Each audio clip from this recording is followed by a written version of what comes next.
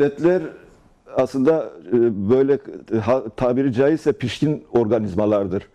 Birçok şeyi yaparlar ancak daha sonra çok tersi durumlarda hareket ederler. Örneğin işte Türkiye darbecidir, 60'ların darbecisidir. Darbeleri lanetlerler ancak Türkiye'ye farklı bir pozisyon atfederler.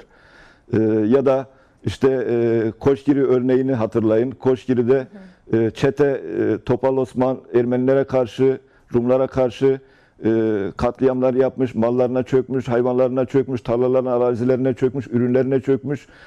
O şekilde zenginleşmiş bir çete yapılanması, cezaevindeki suçluları da çetesine katarak başına bela olmuş. Aynı zamanda götürülüp işte 21'de Koçgiri'de Kürtlerin başına bela edilmiş, oradaki katliamlarda rol alan bir çete.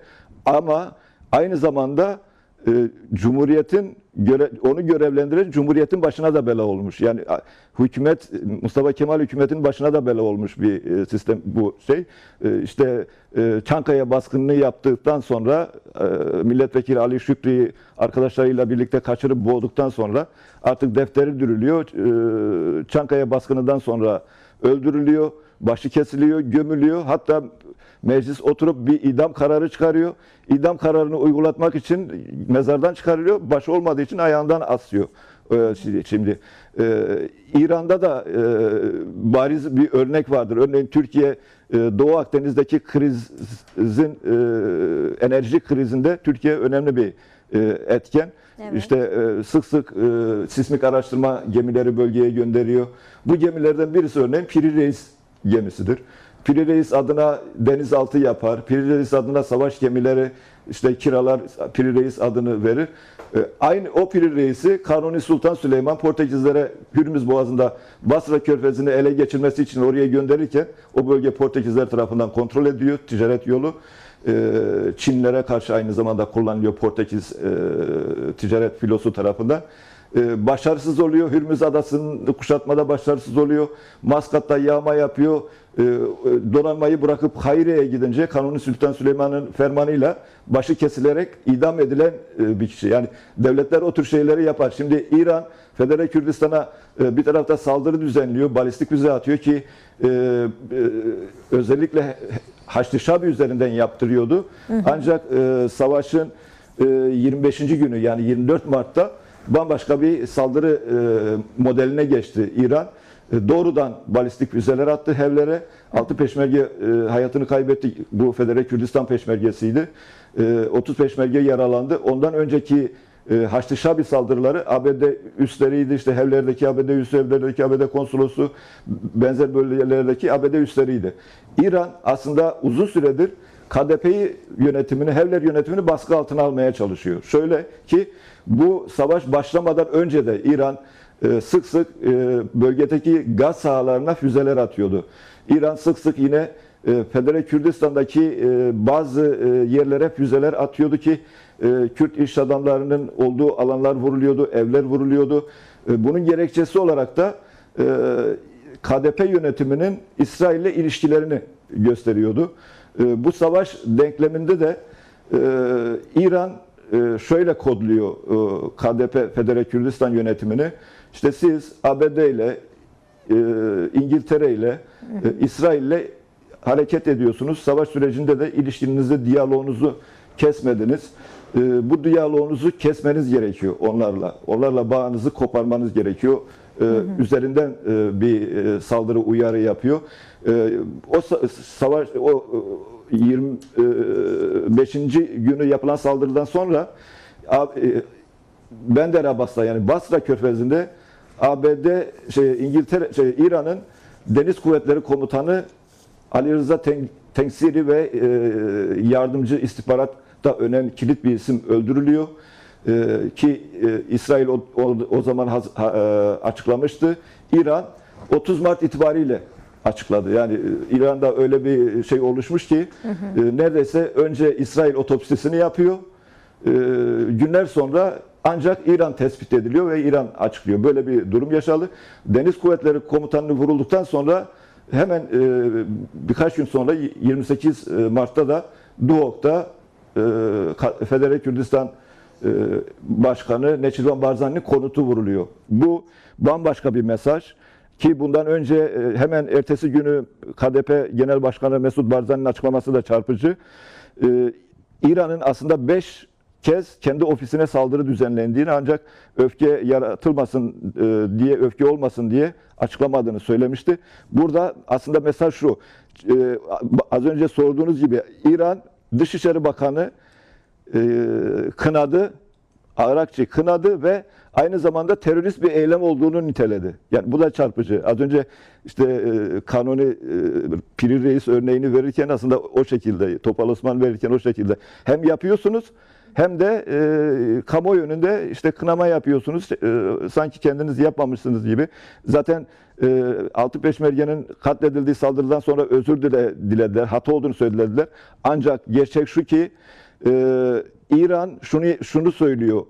Kürtlere şu mesajı veriyor. KDP yönetimine çünkü Bafıl Talabani'yi de baskı altına alıyor ilişkileri kesmesi için. Federe Kürdistan her ne kadar KDP-YNK koalisyonu olsa da fiiliyatta aslında KDP tarafından yönetilen bir hükümet sistemi söz konusu. Orada şunu söylüyor. Biz sadece başkentte sizi izlemiyoruz. Biz istediğimiz zaman başkenti de yok ederiz, başkenti de vururuz. İstediğimiz zaman da sizin başkent dışında nerede yaşıyorsanız biz biliyoruz. Sizin liderleriniz başkent dışında nerede oturuyorsa, yaşıyorsa yaşasın. Biz tespit ederiz ve vururuz. Onun mesajını veriyor. Bahsederken gerçekten 4 parçanın kendisi birden talan edilmiş ve her parçanın her bir parçasına onlarca ulus devletin üssüdür, bölge kendi bölgesi ilan ettiği alanlardır. Bunlar var ve bu savaş içerisinde olan yine Kürt halkın oluyor. Ancak Kürtler eski Kürtler mi diye de bir soru yöneltmek istiyorum.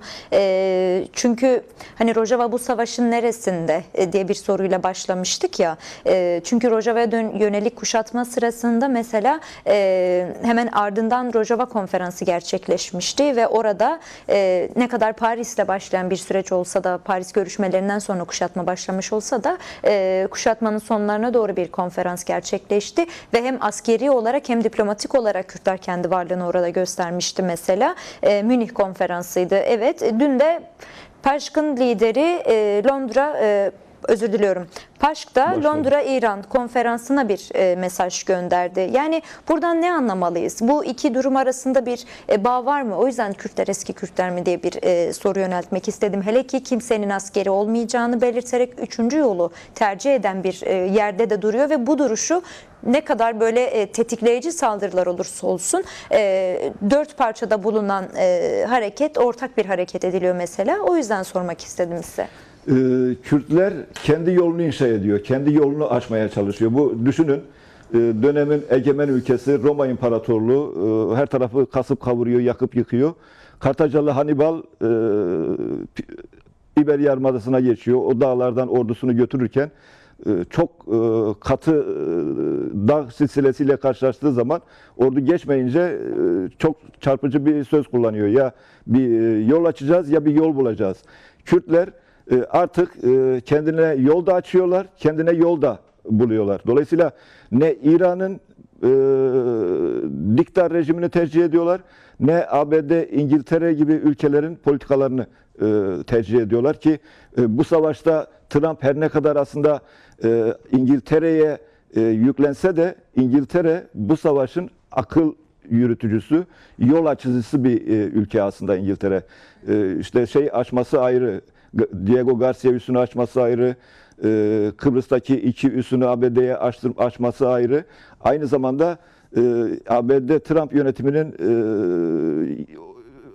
Savaş Bakanlığı'nın nasıl CENTCOM'un nasıl hareket edeceğini de yönlendiren bir ülke konumunda İngiltere.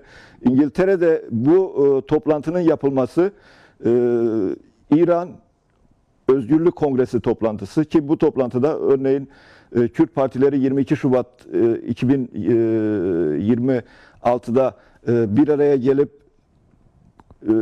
Rojlat Kürdistan Siyasi Güçler Koalisyonu oluşturduktan bir gün sonra 23-24 Şubat'ta Londra'da İran için Diyalog diye bir organizasyon toplanıyor.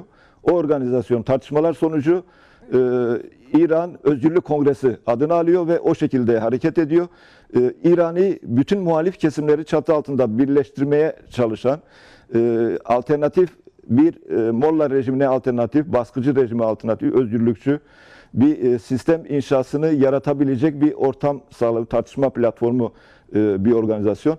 İlk başta Altılı Kürt İttifakı içerisindeki bazı partiler yine eski alışkanlıklar, hastalıkları nüksetti. Yine birbirini Sivik'ten atmaya çalıştılar. PJAK'ın önüne set koymaya çalıştılar. PJAK'ı da Sivik'ten atmaya çalıştılar. Ancak tepki gelince son 24 saatte listeden çıkarmalarına rağmen tepki gelince PJAK heyetini yeniden listeye almak durumunda kaldılar. İngiltere, Londra'da yapılması bu anlamda çok önemli. İngiltere bölgede çünkü aktif bir ülke, aynı zamanda kuyruk acısı olan bir ülke İngiltere'nin. O yüzden çok agresif. O yüzden ABD'nin yol göstericisi, yol açıcısı bu savaşta İngiltere. Çünkü Kaçar Hanedanı'ndan beri, 1800 yıllardan beri İran'ı sömüren bir yapıdan bahsediyoruz. İngiliz Kaçar Hanedanı üzerinden dehşet verici bir sömürge kurmuştu. Orada ekonomiyi kendi insanları, kendi birimi üzerinden, kendi çarkları üzerinden yönetiyordu. Kendilerinin musluğun başında oturup ekonominin bütçeyi onlar dağıtıyordu. Ki işte 25'te o Kaçar Hanedanı devrilene kadar bu şekilde devam etti. 25'ten sonra da İran Şah Pehlevi üzerinden devam ettirdi. 53'te İran Muhammed Musavvık petrol şirketlerini kamulaştırınca ki örneğin şu anda ABD'nin ele geçirmeye çalıştığı Huzistan, Basra Körfezi'nin dibinde Huzistan'ın Abadan bölgesi muazzam petrol alanının olduğu bir bölge. Abadan'da İngiltere en büyük o dönemin petrol rafinerini, işletmelerini kurmuş bir yapı. Millileştirme süreci ve 79'da İran ülkelerden kovulunca 53'te darbe yapmıştı, sonra beceremedi ve şu anda yeni bir dizayn yaratmaya çalışıyor. Bunu da Kürtleri sadece askeri gözle bakarak yapmaya çalışıyorlar. Ancak Kürtler eski Kürtler değil. Artık Kürtler kendi yolunu, dediğimiz gibi Hannibal'ın ya bir yol bulacağız ya bir yol açacağız. Kürtler kendi yolunu açıyor, kendi yolunu genişletiyor. Kürtler orada halk zaten örgütlü. 6 partide ciddi şey olsa da, ciddi pürüzler olsa da 6 parti içerisinde, çünkü 6 parti henüz yeni İran'ı nasıl yöneteceği konusunda bir vizyon ortaya koymadı. Örneğin askeri anlamda ortak bir Kürt askeri İran Rojilat Kürt askeri yapısı oluşturamadı. Ortak bir yapı, örneğin ortak bir meclis platformu oluşturamadı. Ama Ekonomik bir ulus sistem bilinci oluşturamadı. Ancak ekolojik bir işte ulaşım nasıl sağlanacak, eğitim nasıl sağlanacak, sağlık sistemi nasıl sağlanacak? Bu anlamda bir ilerleme henüz kaydedilmese de oradaki Kürt halkı ciddi anlamda örgütlüdür ve aslında bir adım da partilerin önünde. Her an oradaki halk Rojava'da olduğu gibi, örneğin 19 Temmuz 2012'de Rojava'da olduğu gibi halk bir anda harekete geçirebilir, bir anda farklı bir İran ortaya çıkabilir. Ancak Rojilat'tan bazı bilgiler de belki aktarabilirim eğer vaktimiz varsa. 5 dakikamız var. Çok kısa hemen alalım o önemli bilgileri. Çünkü bir sorum daha olacak son olarak. Bana ulaşan bilgilere göre örneğin Rojilat'ta oradaki Kürt kentlerine, sadece Kürdistan eyaleti değil, diğer eyaletlerde de Kürtler ciddi anlamda nüfusa sahip.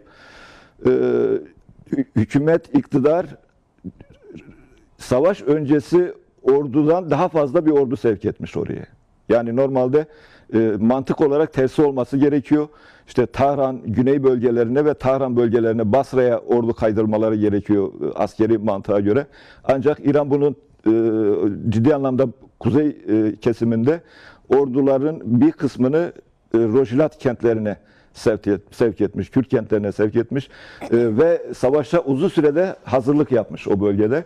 Şöyle yapmış, İran'ın deneyimi var. Suriye'de ve Filistin'de tünel savaşı deneyimi söz konusu. Kuzey kentlerinde ve batı kentlerinde, Rojilat kentlerinde ciddi anlamda tünel yapılanmasına gitmiş. Örneğin kışlaları ciddi anlamda boşaltmış, askeri birimleri ciddi anlamda boşaltmış ve tünellere taşımış. Günlerdir de Türk medyası içerisinde, yani bahsettiğiniz yer önemli. Şimdi aklıma geldi. Türk medyasında çok fazla tünellere dair bir şey var. İşte bunlar tırnak içerisinde terör yapılanması diye bahseden Özgürlük Hareketi güçlerine aitmiş gibi gösteren bir görüntü silsilesi var. Yani orada da işte Türkiye'nin buradaki rolü, misyonunu konuşuruz belki ama ortak akıl aynı devam Zaten ediyor yani. şey de söyleniyordu örneğin. Ya mühim bir yere değindiniz. Orada bir bilgi kirliliği var çünkü. Camilere, okullara, sağlık kuruluşlarına askerlerin konuşlandırıldığı da o da zaten söyleniyordu. Yine ulaşan bir bilgiye göre Urmiye bölgesi, örneğin Kürtler için Urmiye bölgesi önemlidir. Urmiye sembolik bir kenttir. Mahabat sembolik bir kenttir. Sine sembolik bir kenttir. İşte Sine yaklaşık 700 yıl boyunca orada Erderen Beyliği gibi bir beyliğe başkentlik yapmış bir kent. Mahabat bölgesi, Mahabat Kürt Cumhuriyeti gibi sembolik bir cumhuriyet, önemli bir cumhuriyete başkentlik yapmış.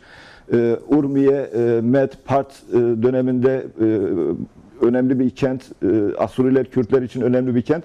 Şimdi Urmiye'de de ÖSO tarzı, HTŞ tarzı, Suriye Milli Ordusu tarzı bir yapılanma içerisine girildiği söyleniyor. Orada işte Kürtlere karşı önümüzdeki dönemde farklı yöne işler eğilirse oradaki o ÖSO tarzı, HTŞ tarzı yapıların oradaki halklara karşı kullanılması gibi bir süreç üretilmeye çalıştığı belirtiliyor.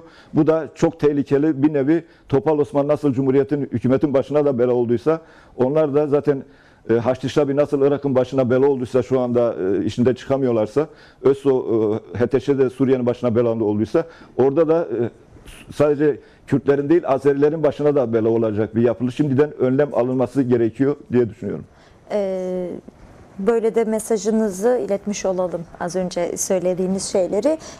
Yazınızda şundan bahsediyorsunuz değerli Çelebi. Birincisi Paşk Londra İran konferansına bir mesaj gönderdi. Demiştik ya, orada da aslında Kürtler ve İran'daki tüm halkların siyasete katılımı ve yönetimde yer alabilmesi için İran'ın demokratik ve adil bir sisteme dönmesi gerektiği mesajını vermişti ve kadın özgürlükçü paradigmanın da bunun öncüsü olacağını söyleyerek Şincan Azadi diyerek o konuşma bitmişti. Sizin de bu bahsettiğim son yazın üzerinde, yani aslında gözlemleriniz dahilinde ortaya çıkardığınız sonuç üzerinde de buna değiniyorsunuz. Mesela kadın özgürlükçü, seküler ve Kürtlerle uzlaşan demokratik bir modele geçmeye dair bir mesajınız var.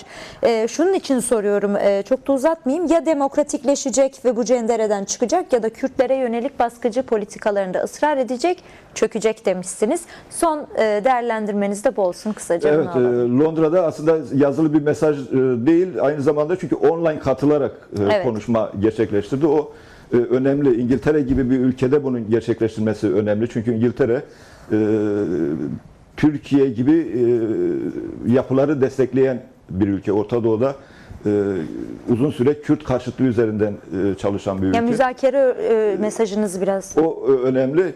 İran şu anda ben şunu düşünüyorum. Trump yönetimi denizle bağını koparmaya çalışıyor İran'ın. Muhtemelen o şekilde yapacak. Huzistan'dan Belucistan'a kadar denizle bağını kesecek. Bu şekilde adaları da kontrol edecek. Adaların bir kısmını Arap ülkelerine verecek. Arap ülkelerine verdiği için de Araplardan destek alacak. Askeri destek de alacak. Bu şekilde maliyetini de düşürecek. Aynı zamanda zaten Trump yönetimi bu savaşta ciddi anlamda silah pazarladığı için de bu savaşın maliyetini zaten çıkarıyor. İran'da bir rejim değişikliği, halen ben o kanaatteyim. 2000 Ocak ayında Hamaney ekarte edilecek, İran'da farklı bir şey ortaya çıkacak argümanı kullanırken de aynı düşüncedeydim. 2012 gün savaşında, 2025'teki 12 gün savaşında da rejimin değiştirilmeyeceği kanaatindeydim. Şimdi de aynı kanaatteyim. Rejimi değiştirmeyecekler.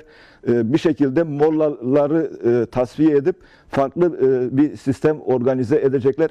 Eğer İran ders almazsa, tarihten ders almazsa, Beşar Esad'ın düştüğü durumda Suriye'yi tamamen kaybetmiş bir Beşar Esad söz konusuydu. Evet, yeni yönetimin belki Putin'in yanına kaçmaya, gölgesine kaçmaya fırsat bulamayacak.